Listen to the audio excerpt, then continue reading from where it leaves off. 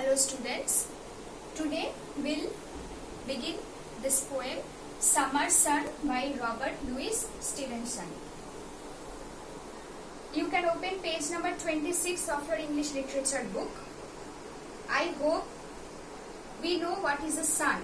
Yes or no? Sun is a source of light and energy to us.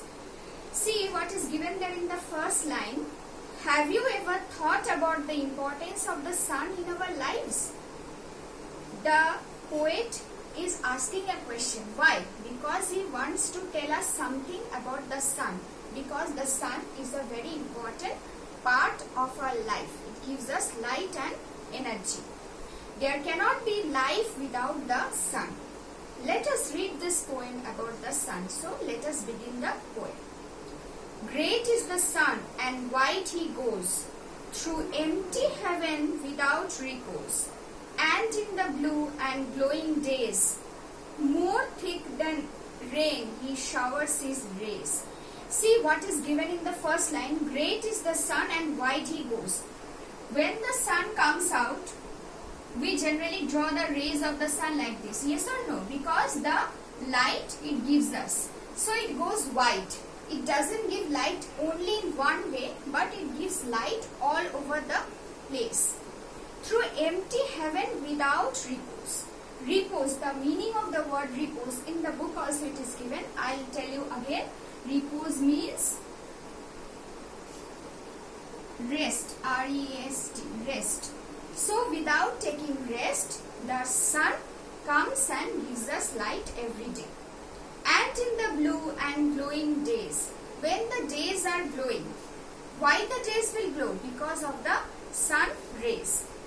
More thick than rain, he showers his rays. Nowadays we can see sometimes it is raining and sometimes the rays of the suns are coming. Yes or no? So the rays of the sun is generally compared with the showers of the rain, which is more thick. Means the rays of the sun is more thick than the the showers of the rain. See what is there in the next stanza. Though closer, still the blinds we pull to keep the shady parlor cool. Yet he will find a chink or two to slip his golden fingers through. Closer still the blinds we pull. What is the meaning of the word blind? Blind doesn't mean that I cannot see, I am a blind. The meaning of blind is curtains. Even if we pull the curtain of our rooms or the windows or the door, still the sun will find a ray of light and it will enter our house.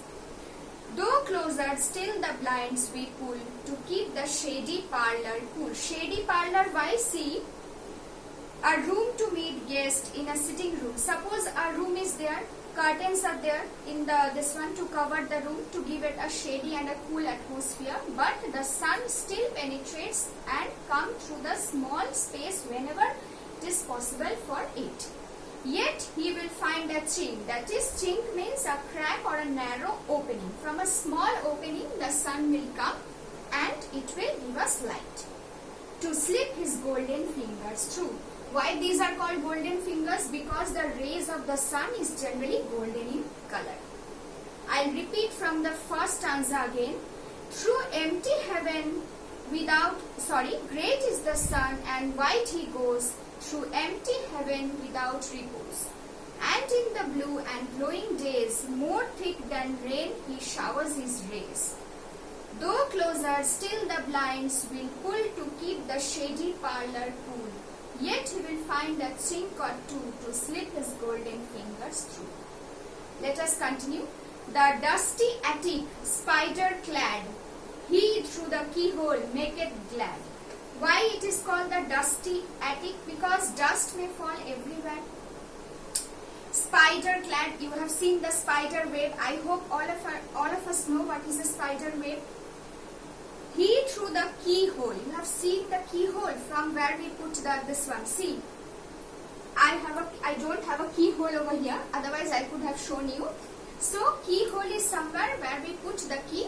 But if it is not in use, then the spider makes the web over there. So the sunlight also penetrates from that small little hole. And through the broken edge of tiles into the laddered hayloft smiles. What is hayloft? The upper floor of a farm building used for storing hay. What is hay? That dry grasses are there, no? That are called hay. So if we store over there in some place, even in that place also the sun will come and penetrate its light. Meantime, his golden face around, with a golden face, beautiful golden face, he bears to all the garden ground, means over the ground, over the garden, he falls and shades a warm and glittering look. Why warm? Because the sunlight is warm. When in the winter season, what we do? We go and sit in the sunlight, no? Why? Because we want to feel the warmth. And glittering look means the golden glaze which the sun gives us, that is the light. Among the ivy's inmost nook, what is that? A deep hidden corner. Wherever there is a corner or a small part or a narrow hole, the sun will come and enter over there. Above the hills, along the blue, round the bright air with footing true, to please the child, to paint the rose, the gardener of the world he goes. All over the poem, the main theme about the poem is how the sun doesn't take any rest and continuously gives us light all over wherever it is possible. Above the hills, over the hills, along the blue, blue means the streams or the rivers, round the bright air with footing true, a steady and a balanced way of walking. Suppose if I am walking outside during the daytime, will the sun come with me? Yes, the sun is always there. To please the child, to paint the rose. Why to paint the rose? Because without the sunlight, the plant can't grow.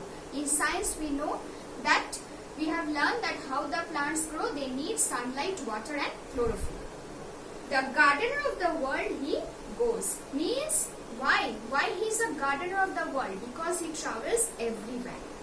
Now children, this poem gets over here, but one more thing I would like to say. See, turn page number 28. Over there you can see personification is given.